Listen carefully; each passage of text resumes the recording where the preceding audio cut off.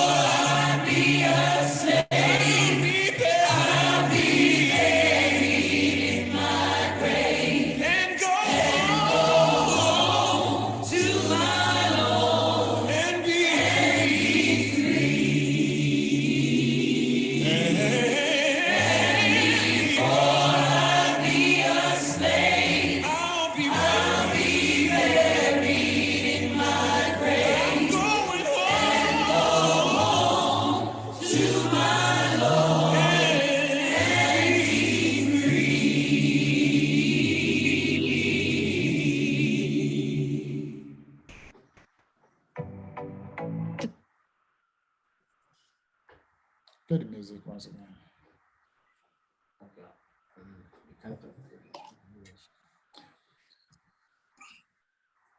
So, good morning, good afternoon, and good evening, depending on where you are listening.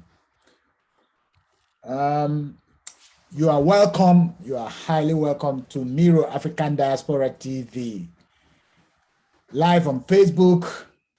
On today's edition, we are going to talk about Anambra's election. That was today, and we want to have a closer look at the various candidates and then discuss their qualities, their intention, what they are going to do for the populace. The election is met with a lot of discussion, and we are not going to leave this untouched. No matter how difficult it is, I think it is our responsibility to discuss issues and then ask questions, and then, yes, let the viewers make their own idea. So on this note, I am welcoming our guests today, Mazi Chike and Dr. Uzo Ngoland. They are my guests today, and I welcome you, gentlemen. Welcome to Miro African Diaspora TV live on Facebook. On today's edition, welcome to you, Mazi Chike. Thank you. Yeah, I can hear you. Yes, you are highly welcome to Miro African Diaspora. Thank you. Yes. So we are going to start our discussion. Like I've said, it's about Anambra election and Anambra Decides, and we want to have a close look at the various participants, various candidates, and what they are up to in their quest to be the governor of Anambra State. So, Mazi Chike, let me start asking the question of who do you think actually is the best candidate and why? Good evening from here. First and foremost, I want to thank you for getting me back on your platform. I think this is my second time of being here. You're always welcome, Mazi Chike. Yeah, this is my second time of being here anyway. And the issue of Anambra election is still an ongoing. And I so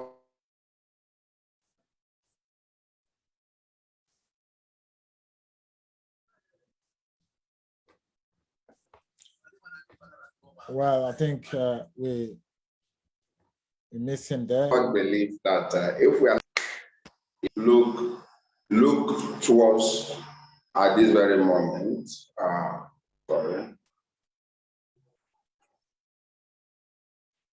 Okay, sorry. Right. Can you get me? Yes, I can hear you. Go ahead. Yes. So I think if we are looking at the right candidate at this moment, that ought to have been a pre-electionary issue. But nevertheless, because the people are still making their choices and the election is still ongoing, considering the fact that the body in charge of conducting the election has postponed it till tomorrow being Sunday.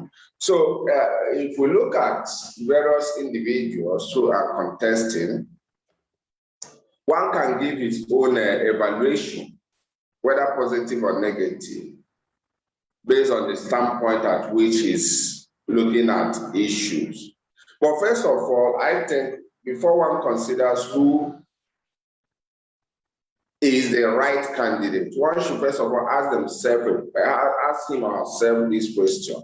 What do you think the people actually needed? What do you think the people of Anambra are in need of? And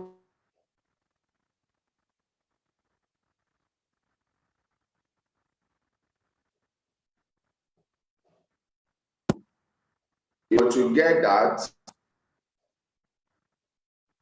deliver to the people of Anambra State. These are very strong points. I think will be a very strong guiding principle at arriving on who should be rated to be the right candidate. So far so good. I believe that. Can you still hear me? I can hear you. Go ahead. So far so good. I think the people of Anambra need, just like what most people in various states would wish, which is good life, good infrastructure, and above all, security. As we are seeing before each and every one of us that the system is quickly collapsing.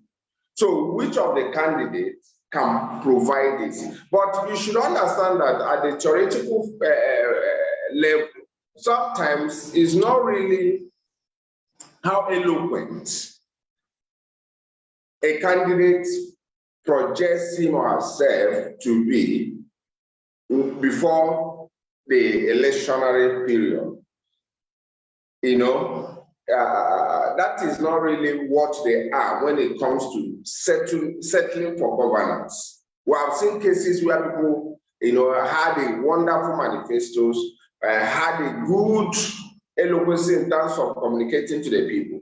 Now, when it comes to governance, you even find that the same people you voted because of certain manifesto of the party they were flagging with, you will be disappointed you see them cross-carpeting. So even a party you never anticipated to vote for.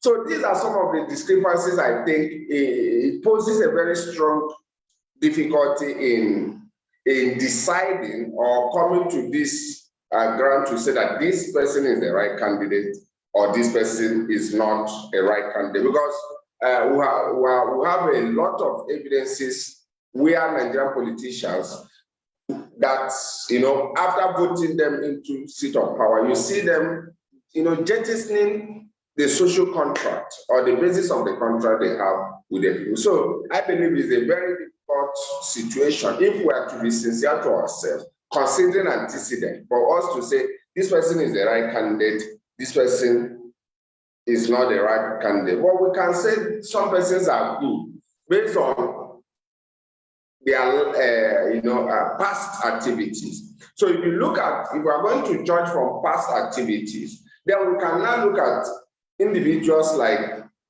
Soludo, who is the flag bearer of All Progressive Grand Alliance, you know, considering efforts he put in time past, especially on banking sector, financial institutions, how he revamped that sector and other things he have done, you know, putting up intellectual contributions to a lot of development. Also, if you also look at Ifeanyi Ubah, You know, considering also his prowess in terms of oil sector where he's known to have invested hugely in time past.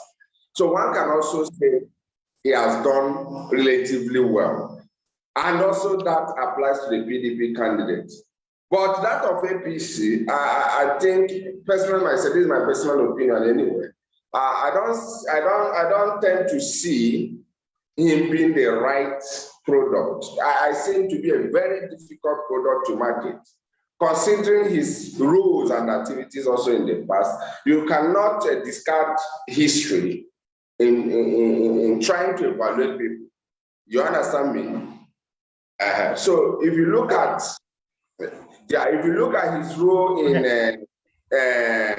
the governor Ndige's kidnap saga and all the rest of them, and see how not just only in the Oba family, the role they played in making sure that government of that time was ungovernable. I think, except that Anambra people say they have forgiven, but I think one cannot just import religious mentality and discard such a heinous crime committed by an individual of such heights.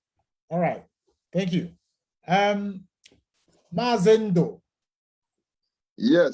How are you, sir? Good evening to all of you. Good evening, viewers. You are highly welcome, Mazendo. Sorry, I was a bit late. I could not help it. I'm sorry. All right. And Mazi Amuzie is also there. How are you, Mazi Amuzie? Yeah, good evening, good evening. I'm fine, I'm doing great. Good evening to all our viewers and also my fellow panels. Thank you very much. All right. So the question, Mazendo, Anambra Decides. The question here is, who do you think is the best candidate and why? I don't really know if I have any of them, or rather if I will pick any of them as the best candidate. Why? Because I've seen no basics to choose any of them. Yes. Okay. Tell us why someone is not acceptable and what you can do. That's where we are right now. Yes, I understand you. That means I got to choose out of the, the devil's alternative, choose one. But I must point out why I made the statement I made, because the politics we've been witnessing so far in Igbo land is becoming unbecoming. We are kind of heading to becoming an endangered species. The Igbo race has actually, or the leadership we've had over the years in Igbo land has made us an endangered species. Our race is hanging on a balance. And I didn't hear any of these politicians who are vying for the governorship of Anambra State actually addressing the critical point which the Igbo man is facing at the moment, So that was the reason why I made that very comment. But then, having said that, if it must be that someone out of the candidate must step out to be the governor of Anambra State, it's going to be very difficult for me. But then we look at the profiles, their performances, those of them who have handled public offices, Let me start by Valentine Ozigbo. I read his CV, a few weeks ago to know that he was long into the banking sector and he did exceptionally well. Likewise, the Soludo of the APCA party, he was the one-time central bank governor. But then you also see that these are part and parcel of the, the system that has continued to mesmerize the people. I don't know. I don't think he made any impressive footprint that an able man that would make me hold on to him.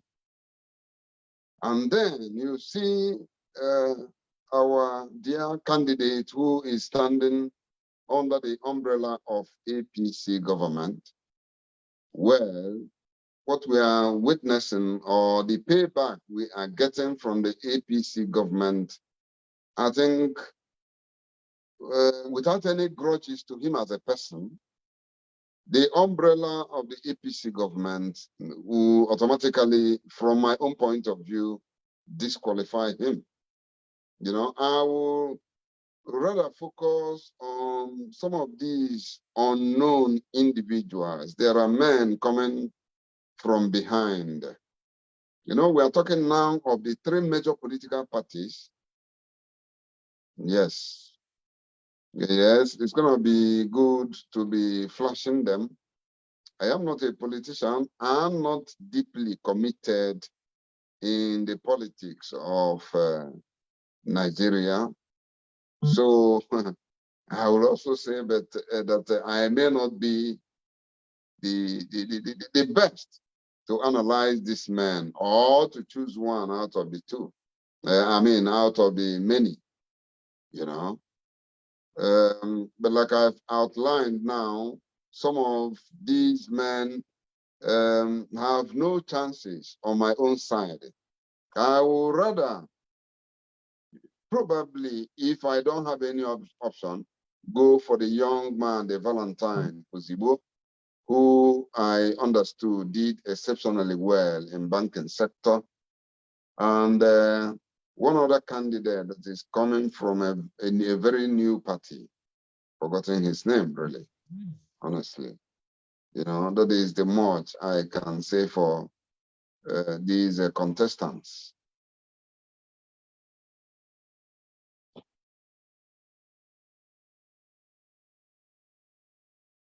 I think your microphone is off.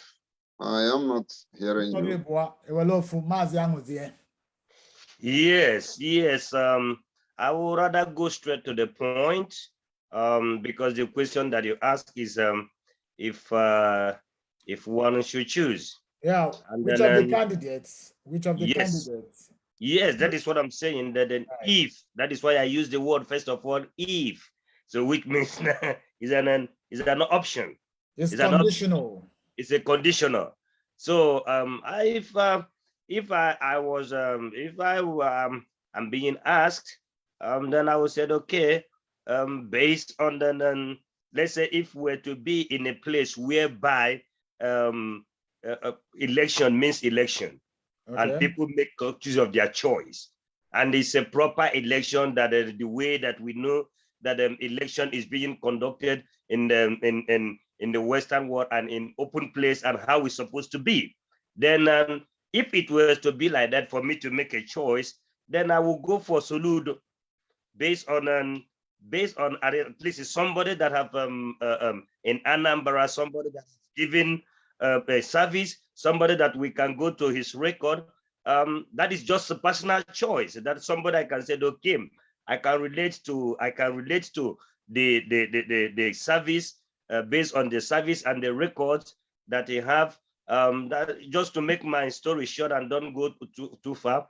That is how I would just decide make my own choice if we're to be in a place whereby we are conducting free and fair election. But based on the way the things is going on, let me just keep it in that place for now. Okay, let's look at this video, okay? And then we continue with our discussion, okay? Yes.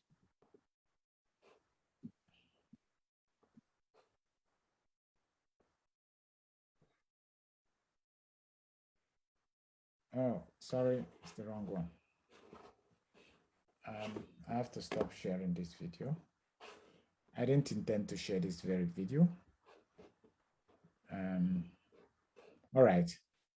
Unfortunately, I am not going to show this this video. I will not show this video because I think it will lead to some violation. So I just noticed it right now. I'm sorry for that. So we continue with our normal discussion. Okay. It would have been very helpful to bring in some videos, but no problem. This we go to. All right. I want to show you this. Okay. Just a minute, please.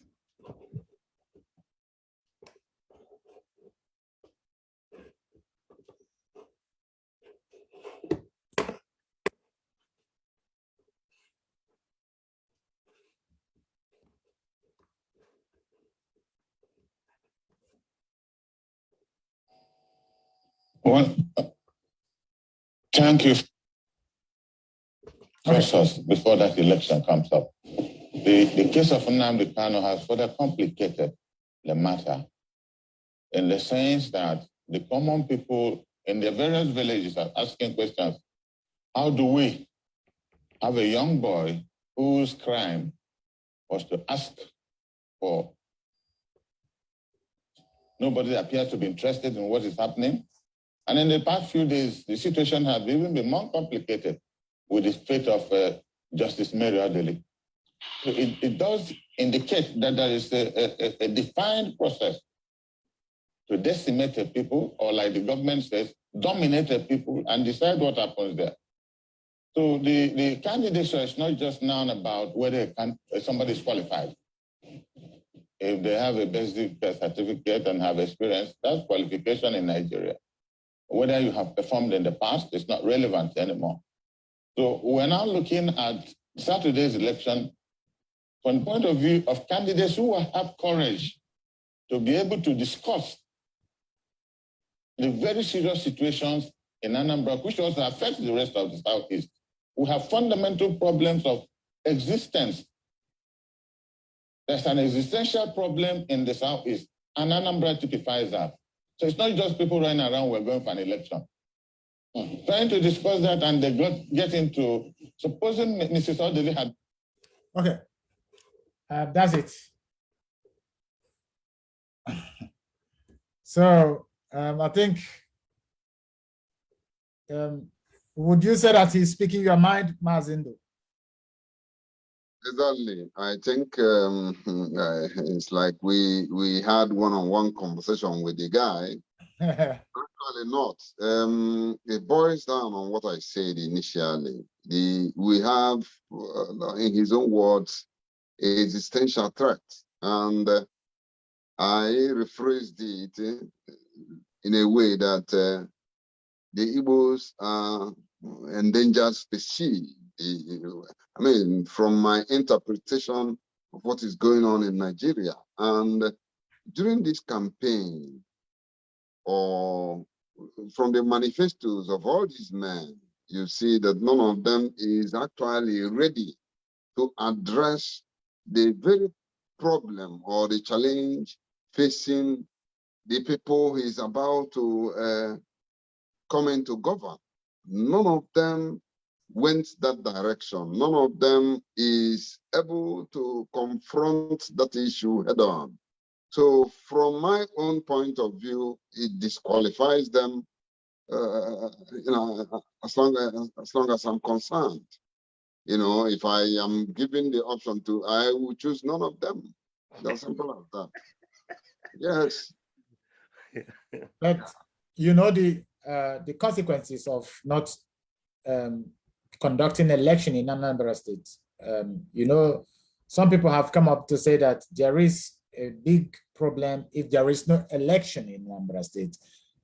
Some people say that it will create a kind of a kind of a space whereby the government of the day will then put someone from APC.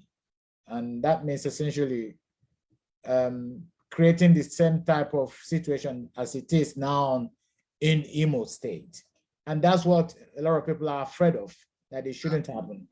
So yes, I think we I stand to be corrected if I'm wrong, because I'm not speaking my opinion here. I'm just you are right. These are opinion of people. These are possibilities, possible scenarios. But I think we are bedeviled by fear of the unknown. Okay. In a situation like this, in what is happening in Anambra State, I will say that the worst has happened.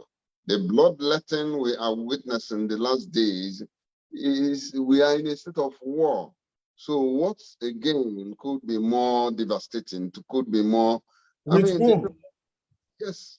With whom, sir? Is a what? War, at war with whom then? Could you define it? At war, do I say with the Nigerian state? Okay. If you also see the military equipment, the personnel, the security personnel that entered Anambra State, I was following the election proceeding. It actually withheld people from coming out. People don't want to risk coming out to confront the unknown government. People also don't want to risk coming out to risk being gunned down by trigger-happy personnel. What I'm saying is that, people have been practically drowned. And so many, larger percentage of Anambra population are no longer worried about the rain. What is going to come if there were to be no election? These are fears. These political talks have managed to convince people or confuse people, should there be no election, that Buhari might come down to rule Anambra State himself, or this and that may happen. If the people have decided to, out of, a very peaceful protest, to say that what we have witnessed in the election process, it has never been in the interest of the populace. We should all know or be true to ourselves that our votes never counted. Voters card or what have you never counted. You do what you want to do in terms of voting. The powers that be will also do what they want to do in terms of installing whoever they want to have there. This is what we've known with Nigeria ever since we know Nigeria as it is. Okay. Master Cheka, if the election, you did not, I just played a video that addressed the issue of the candidates not being able or not being qualified to rule Anambra State because of their deficiency in the issue of the interest of the populace. They lack that interest. They don't have interest in the populace, on what concerns the populace, but it's more or less about their personal aggrandizement. That's the motivation. And the guy that made this statement is, according to Martin, speaking his own very opinion. So I want to know what you think. Do you think the election shouldn't hold because none of these guys are qualified? And I'm asking the question because I think there is an opinion. There are people that think if there is no election, the government of the day will essentially impose a candidate, a governor, just similar to that of the Imo State governor. And that's where the problem lies. What do you think? Well, in the first place, there is no correlation between Anambra State and Imo State. I think this is a misjudgment.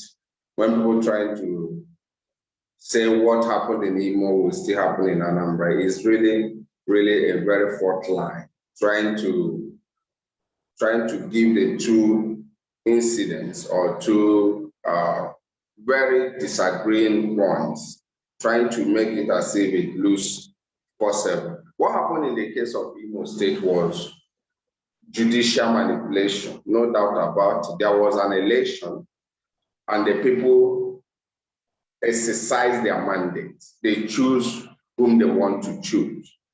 So at the level of judiciary, that decision was unturned. So even though there is a total boycott of election in Anambra, I don't see it going also having an outlook of Imo State. You know, there is this conspiracy theories and very funny postulations we do make most times, which the underneath is aimed at raising unnecessary worries and anxieties. You understand me? When these conspiracy theories are activated, the campaigners of it or the projectors of it. Why do you call it a conspiracy theory? Why or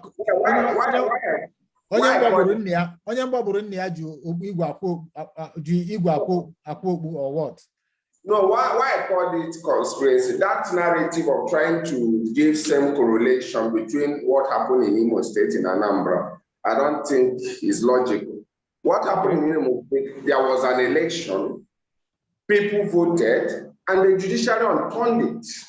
So you think the judiciary cannot unturn that of Anambra State? Why? So if there is a total boycott in Anambra, yes, the agency in charge of conducting the election can reschedule to see if people can have a retain. It has not even gotten to the point of judiciary argument and all this. INEC can say, okay, because of there is a boycott, next week social time, candidates, you have to now do a high awareness campaign, appeal to the people to come out. All right. You understand me? Okay. It hasn't gotten to the point of judiciary and all the rest of it. So when we now say, when we are trying to say, if you boycott, what happened in Imo State? I look at it as fallacy. All right. It's too illogical to give such reference. Okay. There wasn't, yes, I get you. There has not been any boycott. The IPOB institution have come out to urge people to say that they are calling off the sit at home, and they have nothing to do with the boycott as well. If people want to vote, they have they stand there to go and vote. Mazi Anguziem, is that a good decision? Yes, very, very wonderful. Very, very, very wonderful. You know, that shows even the report that I saw today from the Punch. You know, that there's a report that came down to say that IPOB, by calling or by cutting up the seat at home, have been able to demonstrate that IPOB is not a terrorist organization as they were being framed or tagged a terrorist organization. You know, they have been able to prove, IPOB have been able to prove that is an organization that is also seeking for attention, that an organization that Nigerian government should do everything necessary to have a round table talk with. So that is the good part of it. Another thing that is, you see, IPOB have played their own role. They have been able to demonstrate to the people we are democratic and Republican in nature, as IPOB used to profess. All then right. The another thing is this. Where another loophole is being what we are having now, a loophole in the whole scenario is that the federal government that also, because there is also another demonstration whereby the police were demonstrating in Anambra, pay us our salary or there won't be election. So this thing now caught us up in the middle of now who is right, who is doing it better and who is doing it right. Okay, there is a rumor has it that the killings in Anambra State is in the last few days due to the power struggle among these parties or party members. So can you say that the calling off of the sit-at-home is a diplomatic move by the DOS to save IPOB from being embroiled in a conflict between these parties that want to hide behind IPOB to commit atrocity? Mazindo. Yes, one can also see it that way. Most importantly, I would say that the calling off of this or the boycott somehow gives credence to the IPOB leadership. You know, the point there is that the leaders of thought, the Igbo elites, have actually realized that they've been docile, they've been sleeping all this while. I think there was, you know, to and fro of, you know, telephone calls or discussions between the Igbo leaders and the IPOB leadership. And I think promises were made from the Igbo leaders that they have actually, you know, woken up to the challenges facing the Igbo man or, you know, the Biafran state. So it shows a kind of respect from the youths who have, or rather who the elders have accused of not having any respect for the elders. On the other hand, it saves them from, you know, being pointed at should anything happen during this election, because of course there are a lot of interest now in Anambra politics or in Nigerian politics at large. People are very vicious to grab this power at all costs. People are very much ready to deal with their opponents. So it saves IPOB, you know, from falling in between lines, from being pointed, accusing fingers as probably perpetrators of evil should things go wrong, you know. So it's a very wonderful step. It's a very intelligent move, a very strategic 11th hour decision, I would say. Okay, and according to Mazi Chikedoziem's announcement on the IPOB platform, this was also confirmed. I mean, was based on Nnamdi Kanu's consent. He approved this decision. It's not nobody can say that. Nobody can guarantee that. That I cannot bet you. That one, I would in my own case put that aside. You know. All right, no problem. Let's get further. Let's not get ourselves involved in the nitty-gritty of whether Nnamdi Kanu said it or not.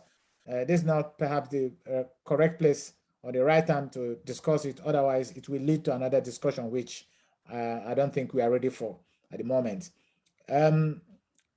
My question, though, to you, Mazi Chika, what's the surname? Sorry, I've forgotten the surname. You don't have it there. Okay, Chika Austin, yeah, it's there. So, Mazi Austin, the question is, this sounds like, is it the IPOB step, is it an indication of that there is a development of a cordial relationship between the Ohanese and the DOS? Do you see it that way, as Mazindo points out? Well, it's just that there have been a very poor media representation or presentation of what IPOB represents and our modus operandi as a result of, you know, this idea of hanging a bad name on a dog before killing it, you know. But in a true sense, people should understand what actually is the strategies of IPOB all about. Whatever IPOB has been doing ends at getting the attention for the activation of Biafran discussion. Make no mistake about that. Because it's only when you understand the destination of a movement, you can now interpret various strategies and approaches at which he has chosen to arrive at that destination. Because remember, prior to the emergence of IPOB, nobody discusses about Biafra, especially on the mainstream level. You dare not think and talk about that.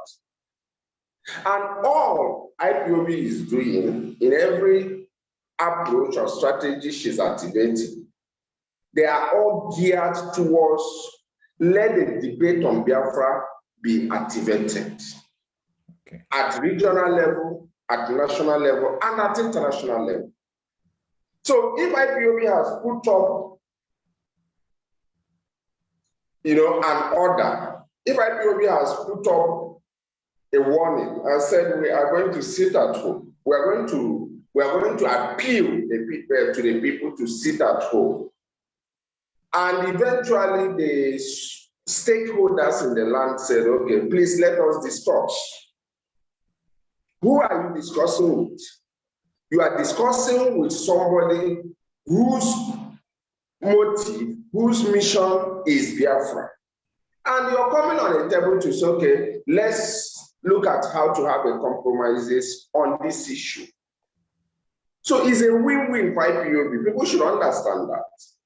So if IPOB has gotten to a point where people are no longer considering the terrorism tag on her, rather they are boldly on same table discussing with the indigenous leadership of the indigenous people of Biafra, it's definitely a winning. And that is one thing we should understand. Because, you know, there is this federalist approach toward, you know, surrounding the Biafran struggle. There are people who have, who interpret the method at which IPOB should pursue for the restoration of Biafra from a federalist point of view, and which is really destructive. Federalist approach has never worked in anything successful in the world. What IPOB has been activating or using is sectorial advancement from one stage to another, from another stage to another. In fact, the action of IPOB, whether you agree with me or not, has even boosted her PR. Take note of that. Because people who felt these people are not listening type, these people are aggressors, these people are extremists, they are conservatives, are beginning to have a rethink. That means if we constructively engage these people, we can have a win-win with them. Okay. Mazi Anguzie. Yes. IPOB has, make people realize that there can be approach that people can talk to them. Is this the first time, or is it just that people have not been able to pay attention to them or want to pay attention to them? But now you can say that Yes. We won't say that this is a first time. Like Mazi Austin clearly said, I would just agree and then also chip in more something on what he said, because he have already just summarized the whole thing. Now let's look at from the beginning. IPOB was calling for referendum. And this, if you look at the structure, if you look at what IPOB was calling up, which is IPOB is calling up, which is a referendum, what is all about the referendum, what is all about, let everybody give a room, give a chance, let everybody make a choice. Ask everybody, do you want to be part of this Nigeria, or you don't want to be the part of Nigeria? So it's all about the discussion. You see, from the fundamental, from the beginning, from the onset, that it's everything that IPOB represent have been about let's talk. Democratic. Let's get on the round table. So, but because it took people a long time want to see. Let me just put a benefit of that. Maybe they want to see if really that the Southeastern as a majority or the people are serious. You know what?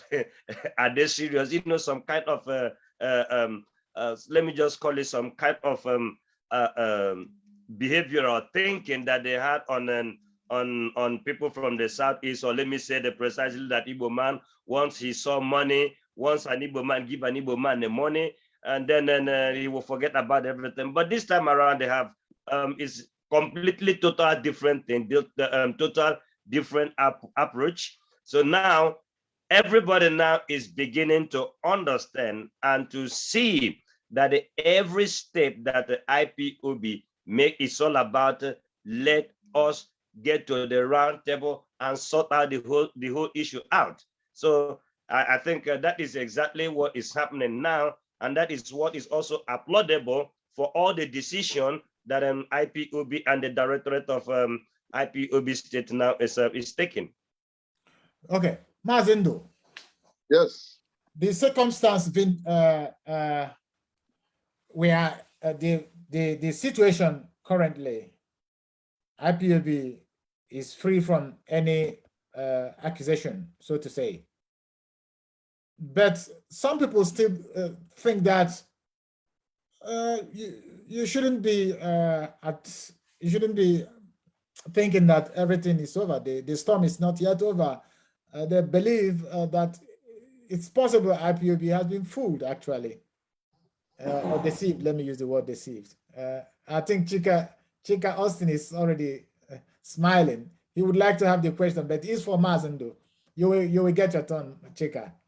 No problem. There's actually an element to it. That was why I said it's two-sided, resultant effect.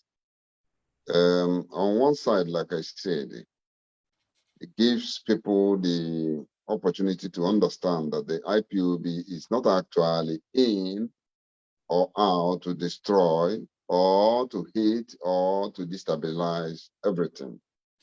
So on the other hand, it could also be that the powers that be have managed to outwit the IPOB. But if that should be the case, I mean, the agitation, if the problem or the issue that gave rise to the agitation is not addressed, the agitation is not going anywhere. You know, the youth have been sensitized.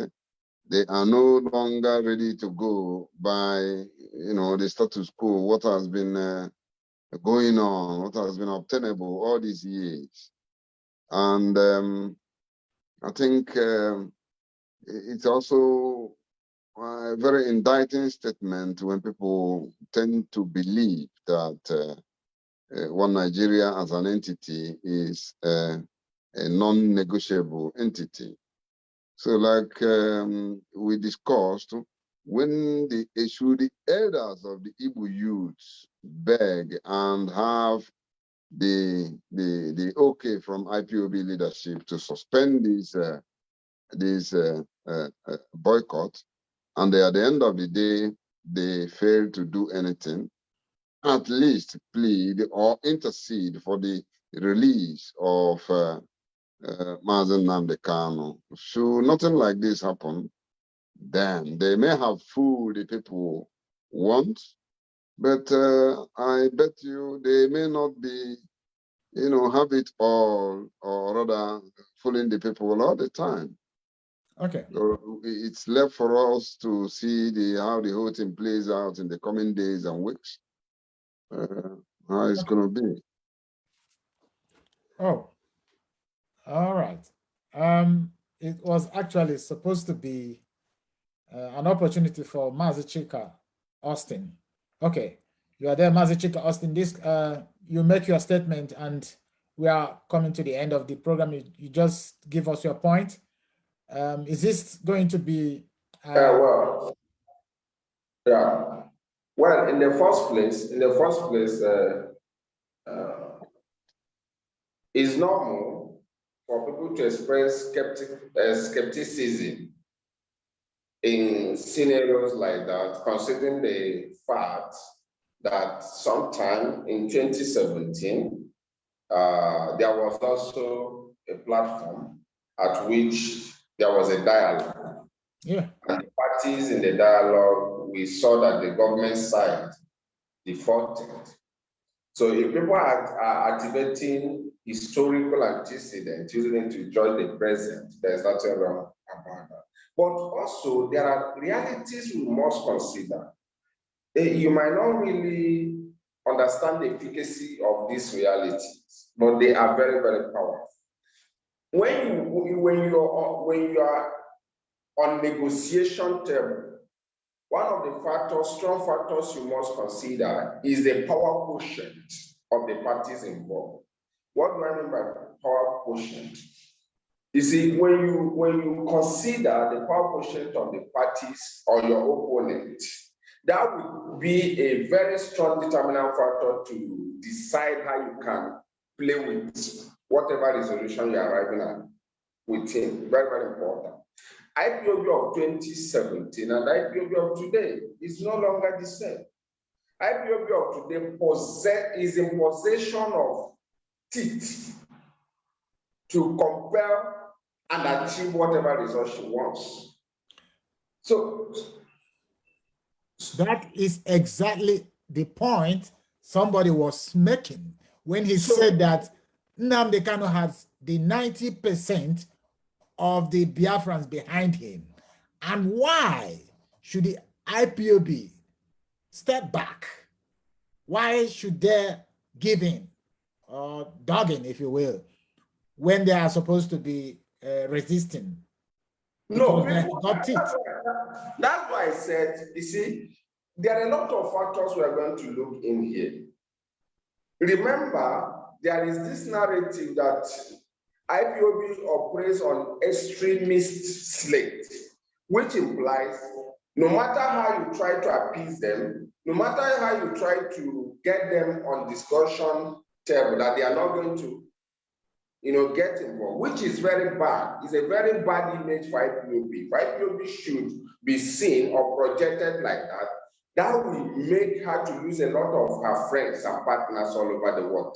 Because conservatism is not the order of the day. You must be liberal. We are call for liberalism, beckons. So what am I trying to say?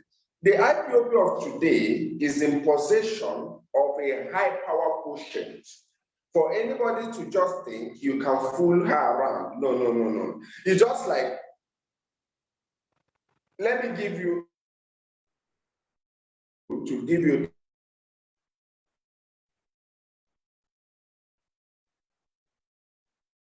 okay.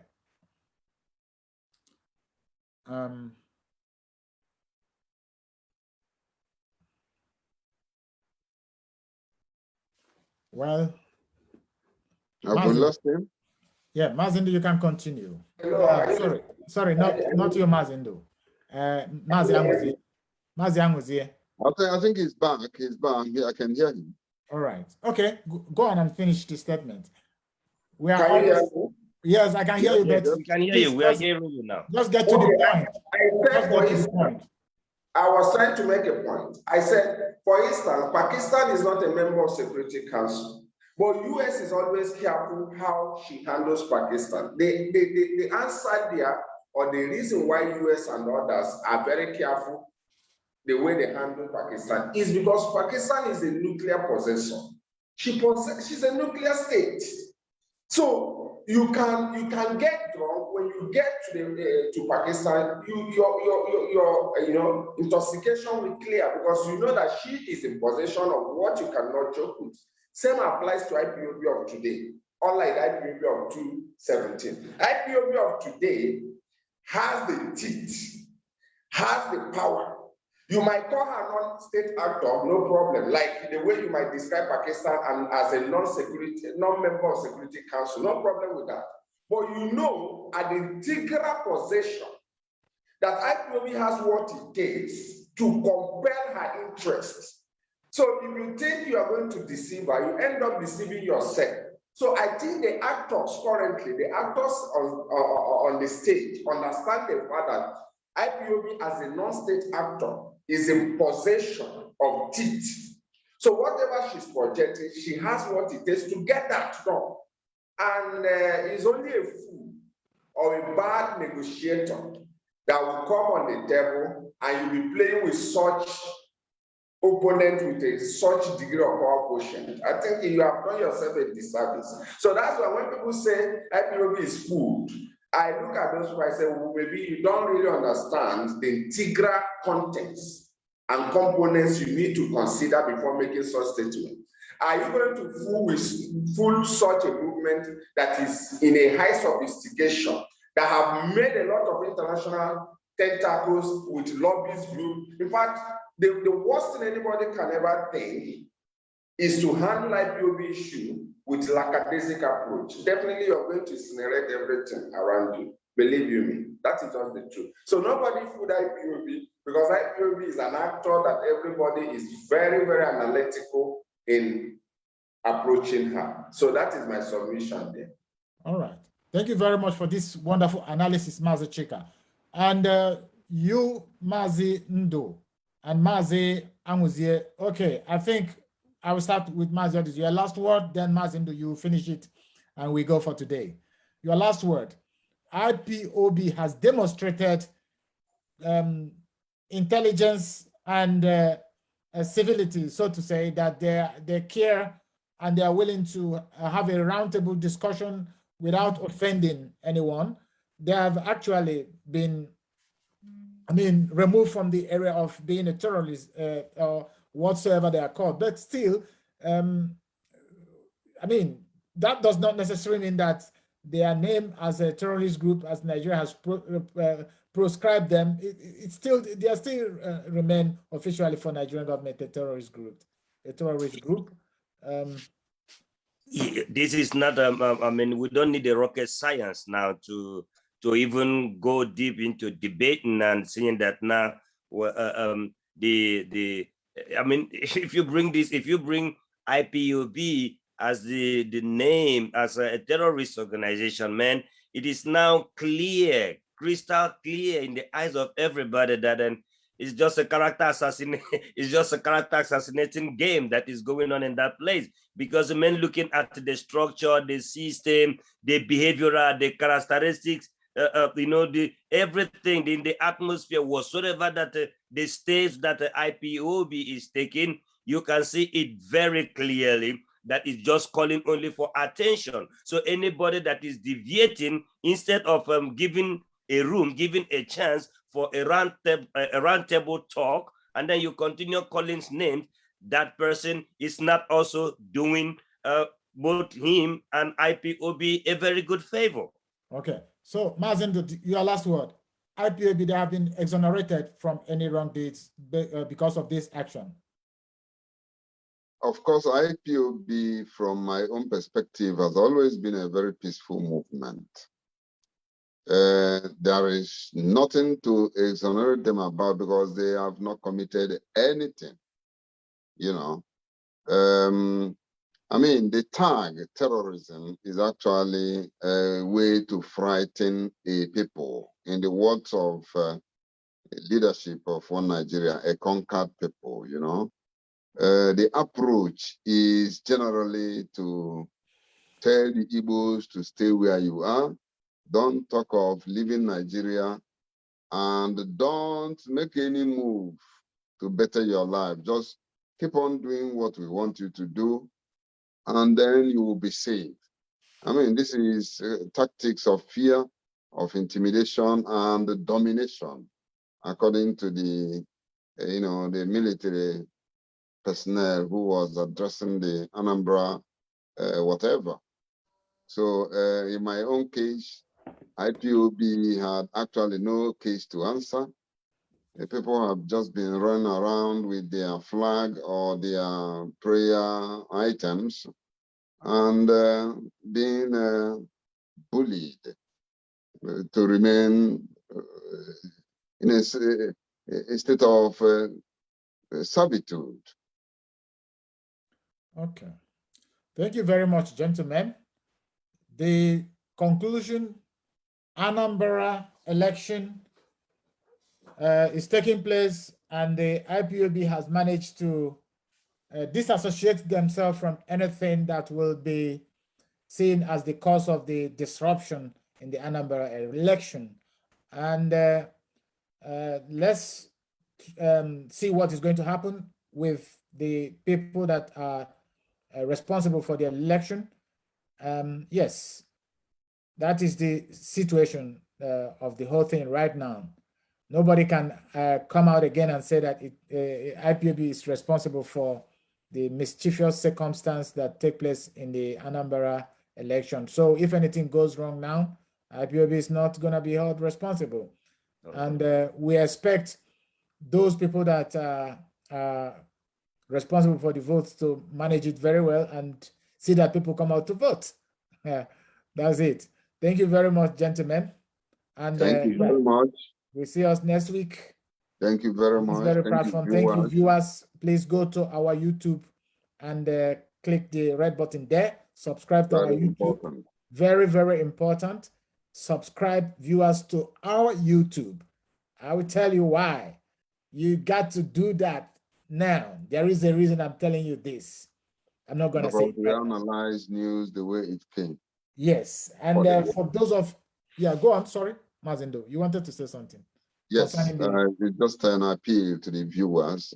We intend to analyze news undiluted, with very open, free, and fair mind.